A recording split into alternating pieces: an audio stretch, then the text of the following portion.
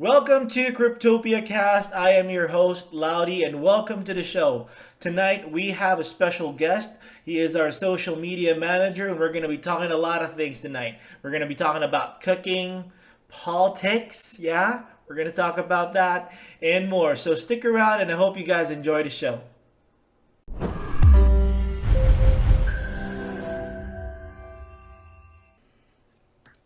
Hey everyone, welcome back. So, today, like I told you, we are interviewing my good friend from Thailand, my brother from another mother, Div. Here we go. Welcome to the show, Div. Hello, Lottie. How's it going, man? I'm doing great. So hot here in the Philippines. All right. Yeah, I'm here. Okay. So, let's get started with the show. What do you do for Cryptopia? Who is Div? All right. Well, okay. I'm Divesh. I'm from Thailand. I'm born here, brought up here. I went to school here, even university, and I mean, this is home for me. So, for Cryptopia, well, I'm the social media manager.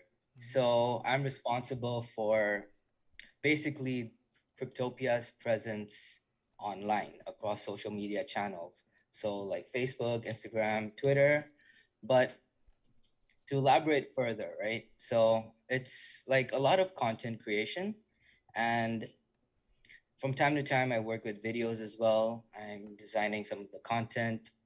And I also write articles, informative articles rather. And the purpose is to simplify the concept and different aspects of Cryptopia for basically the layman to understand. Yeah. Um, yeah, I mean, yeah, that's really what I'm doing right now with Cryptopia. That's great.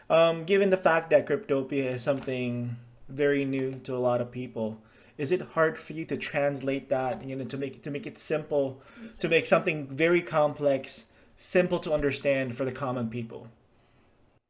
Um, it's definitely a challenge because you need to, step back and put yourself in the perspective of someone who doesn't really, like know too much about the whole blockchain technology. So like you gotta use simpler words. You can't get too complicated with the whole concept. And so I often talk to Frank, our CTO.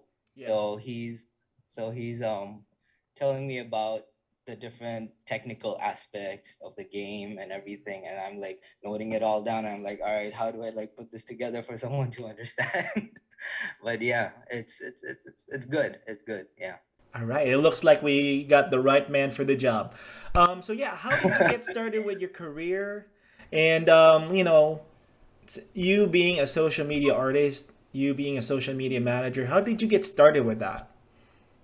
All right. Well, I guess it all starts from like being driven towards the creative side of things. Um, all right, let me go back to like the late 1990s, Wow, basically, it's when a I was long time ago. yeah, yeah. So like when I was young, Paint, right? On Windows, I do the sometimes, the yeah. tool to like draw stuff. And Yeah, yeah. yeah, so I used to create things like draw little like houses with clouds and like a pathway and things. And I used to make it really colorful and print them out and like um sort of like stick it in the cupboard, frame Yeah. it, if you will. And then I distinctly, so this is just a little like a funny thing. So I distinctly remember my brother, my elder brother, Uh-huh. getting really frustrated at me for that because I'd be wasting so much of the ink from the printer. And he needed it for like his work, his assignments, and stuff True, like that. true. And I'm like, big little boy just wasting all the ink. Um, but anyways, moving on from there, in school, I took a lot of creative electives. I was always driven towards that side. So like Wow. I do photography and it was really cool because it was film photography. So we actually went to the dark room and produced the whole thing. It was amazing. And I did a little bit of video production in school too, and even theater. So I was involved with acting as well. So I mean, I've always been driven towards that. And then in university, I studied multimedia design, Mhm. and I went on to use those skills in the family business after I graduated.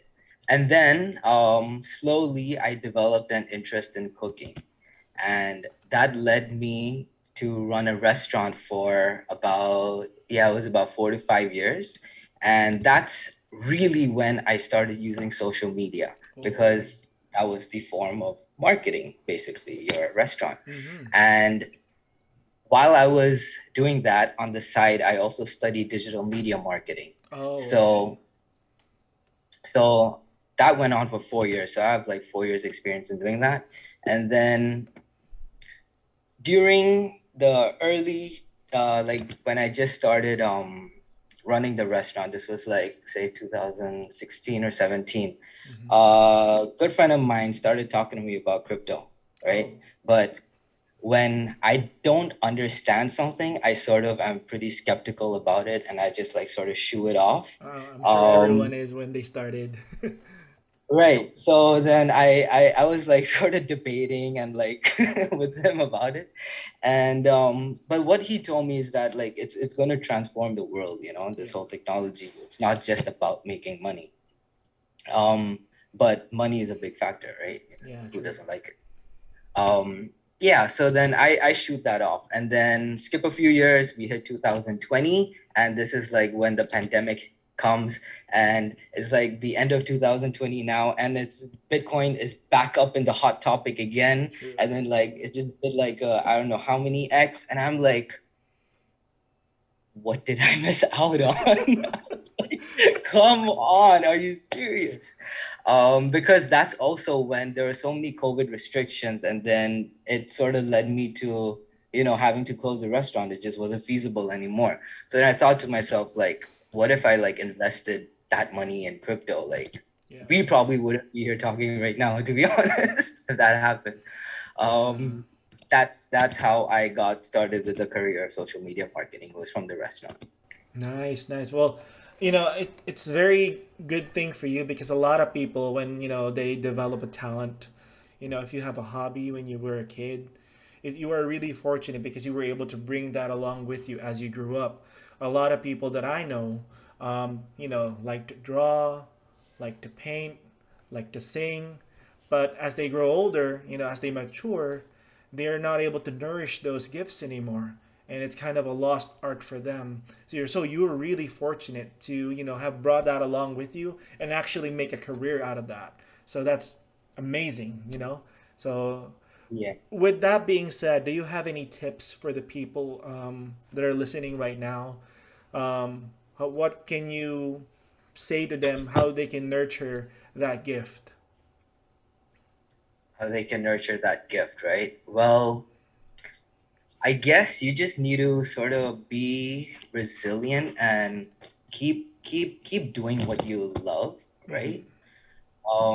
Don't just give up because like you go through like a hard phase, or like people start talking you out of it. Mm-hmm. Um, if dude, if it makes you happy, just keep doing it. Like it's definitely gonna work out, because I mean I believe in the law of attraction, right? So if you like keep pushing for something, it's gonna come back. It's gonna reward you. Absolutely. Great words, Div. Thank you, thank you. If you are not with Cryptopia right now, what is your profession? What will you have been? You mentioned something about you being a restaurant owner. Right. So well, in the restaurant industry, right, you deal with a lot of customers. You're Mm-hmm. dealing with your own staff, Mm-hmm. and there's honestly a lot of BS going Oh. around. And this sort of really like builds patience in you, Mm-hmm. and teaches you a lot about customer service as well, Mm-hmm. and how to convert someone's negative experience into a positive one, right? And you sort of gotta like read them and see if they're actually like trying to mess with you and take advantage of the Yeah. service, or if they're genuinely upset. So, like, yeah, man. It was tough. It was tough being in that industry, and but definitely a huge teaching experience for me. Um, but to answer right now, if I was not with Cryptopia, where would I be? It's very interesting you actually asked me this question because last night I was Mhm. with Tuan and Frank, and Frank asked me this exact same question, Oh, and really? I Wow. didn't, yeah, and I didn't really like have a straight answer precisely because I spent, okay, so after closing the restaurant, right? Yeah. I sort of had a revelation where I so that's when the whole Bitcoin thing picked up, and then I started investing a little bit, and then I got very interested in this industry. Then I spent 1 year studying about blockchain, about how the technology works, about Bitcoin, Ethereum, and like all the transaction models. And I even dug even deeper and learned a little bit of JavaScript and Solidity, only to really understand. And if so I basically wanted to be involved in blockchain industry because it is the future, and I am looking to get early into something that is only going to grow. So if it was not for Cryptopia, it would probably be another company in the industry. Now, if it really was not at all blockchain, it would probably have to do something with like my hobbies. One of the biggest one is photography, and probably even bigger than that is cooking. Wow. So and precisely why I ran a restaurant because I love cooking. Absolutely. So What? yeah, I Yeah, guess that. that's good to know. So, what would be your like, go-to dish? If I were a visitor in your household, and if you were gonna cook me something, what would it be? What would be your signature dish? Man, all right, it's got to be the spicy Thai basil, like stir fried spicy Thai basil chicken or Nice. pork. Um, Yeah, dude. So it's called Pat Kapow, and it is my all-time favorite dish. I can eat that 24, I mean not 24 hours a day, but 7 days a week, 3 times a day. Like I'll eat that all the time. Yeah, Abs- and I do remember you liking it as well when you came yeah, here. I did. I did. So, yeah, it's very spicy. It's very delicious. The spice level is very high for my tolerance, but once you eat enough of it, once you get past that initial spice, that initial hotness, you get some sort of high from it. There's like a pain tolerance that develops. It's really nice. It's very delicious, and I really appreciate you guys introducing me to Krapow. I don't I Yeah, don't know yeah, how to yeah. exactly Right. pronounce it, but yeah, it was very delicious. That's for sure. Um, And it's not just like it's not just you who liked it, but like a lot of expats, a lot of mhm. foreigners, Indians, they all for some reason seem to love this dish. I mean, I really think this should be coined as the national dish of Thailand Is it and not? not pad thai. Is it not? No, it's pad thai. Oh, really? I didn't know. Well, it should be. Yeah, It should be. It's it delay. really should be. I don't I know why it's tried not. pad thai. It's kind of okay, but crap how is it's mind blowing. It's mind blowing. Yeah. But Absolutely. the reason why pad thai is probably the national dish is because so Thai food is like the flavors that should be consistent throughout all Thai food is like spicy, Mm-hmm. sour, salty. Uh huh. Yeah, I think these three, and pad thai contains that. All right, great. Let's move on. So, right now, we've talked about you, we've talked about your career, how you got started, and what will you do if you were not with Cryptopia, but you are with Cryptopia. And I'm sure the listeners right now are very interested with how that story developed. How did you get into Cryptopia? How did you guys meet and vice versa? Can you go ahead and provide us that story? Okay. So like I mentioned earlier, like I made a conscious decision to get into Mm-hmm. this industry, right? So after studying about all that, then I finally like gained the confidence to let's find a job in this industry. Yeah. And after applying to like maybe like 40, 50 companies, a few responded and Cryptopia was one of them.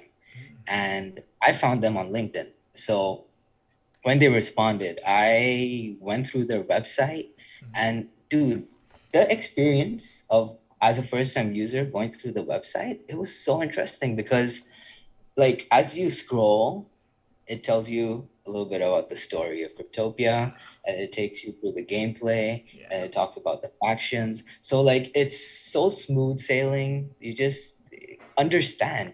And then I went and read the white paper. Mm-hmm. Now, this is where like I decided I need to be involved with Cryptopia. Nice. And I'll tell you why.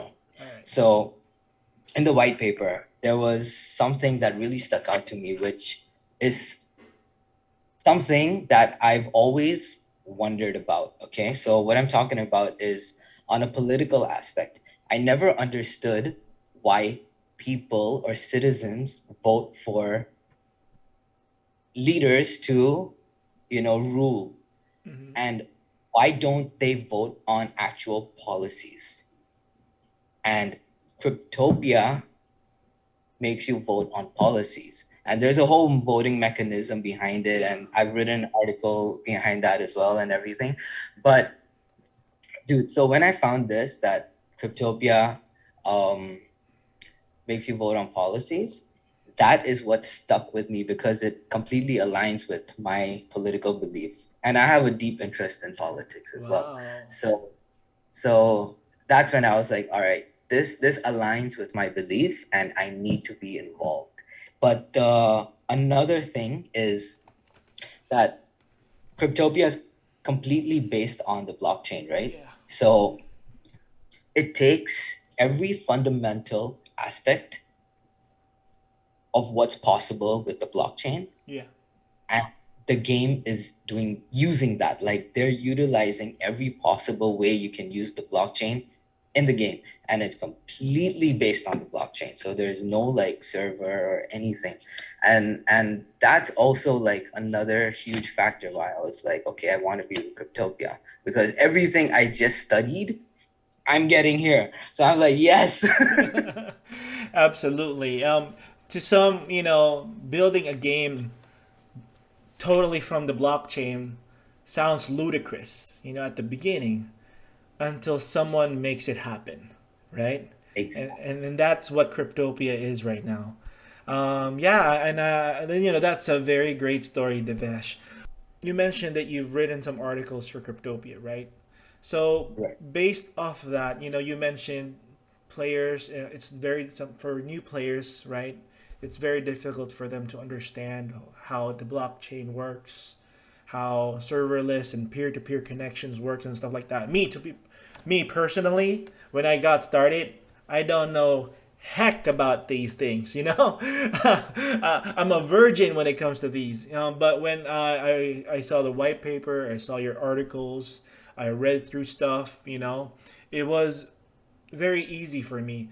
But for some, who are just starting out, what incentivizes them to read these articles that you're writing? What will they gain by reading these articles? um Well, I guess to, keep it simple, it's gonna give them a head start when they start playing the game, because they're getting information about Cryptopia, and the things I write about are like, I don't want to say so much strategies, but it's about the gameplay, right? So like if you're reading through it, ideas start popping in your head like, oh, so when I play, I can like do this in this way or that way, and things like that. So it's one, it's very educational for them, Yeah. and two, it's going to give them a head start when Cryptopia launches. Hmm. So I mean, that in itself, I think, is very very good incentive. Absolutely. Some players would like to play the game blind and want to go in and don't want to be spoiled. But with Cryptopia, you gotta have that edge, right? You gotta come in prepared. You gotta come in well informed. You gotta have a game plan when you come in because when the game starts, everyone is in competition with other players. It's going to be a no holds barred invasion of Cryptopia. Everyone will be fighting against each other, and you gotta have that edge. And reading those articles will definitely give you that edge. Now, speaking of 100%. which, yeah, 100%. So let's talk about our intro, right? Our intro video. It really packs a punch. There's a lot of information on it, even though it's a very short video. Can we go ahead and talk about it more? All right, so the intro video, it takes you through the whole like process of the game. So it shows you that you gotta claim land tiles and then extract the resources out of it, by building a mine to extract the resources, and then um, you use the energy to eventually power up and build your whole DeFi empire, Yeah. right? And in addition to that, it goes on to like um, tell you like shows you a little about a little bit about the gameplay aspect, which is or like the battle aspect, which is when you go and like start sabotaging your opponent's building or like their factory or something. And then you got loyalty NFT cards, which either work as an attack or work as a defense, depending on which side of the field you're on. Yeah. So all, yeah, so it's really interesting. And then so when we put this video out on social media, right, this video really gained like some interest. We've had the highest engagement from this video, and we've gotten so many more users via this video into our Discord. There's so much interest that has been um, developed over only these few like I think it's less than a month even. We've like exponentially grown. It's crazy. But yeah, so you guys should really go and check that video out. It's really gonna tell you a lot about the game. Yep. It's on our official YouTube channel, so please visit that video. It's really good. Actually, that video that has been translated into Vietnamese. Yeah, right? Exactly. Yeah, and that's on YouTube as well. So all for all the Vietnamese people out there, you got it. Absolutely. So, you've been talking a lot about politics, right? So, what policies do we have in Cryptopia do you think can be applied in the real world right now that would definitely bring on change for the better? Yeah, so the voting aspect is definitely one of the biggest ones. Um, and that's because people shouldn't really like vote based on somebody they like or vote based on a person's, character or things they say in the news channels and things like that. They should really vote on like what are they really gonna do for me, right? What's their That's policy? how it So works right now.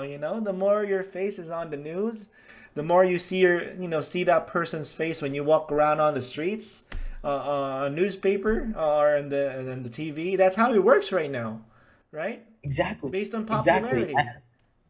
And I really think that's like it's a completely it's a stupid system, It's like to dumb. be honest.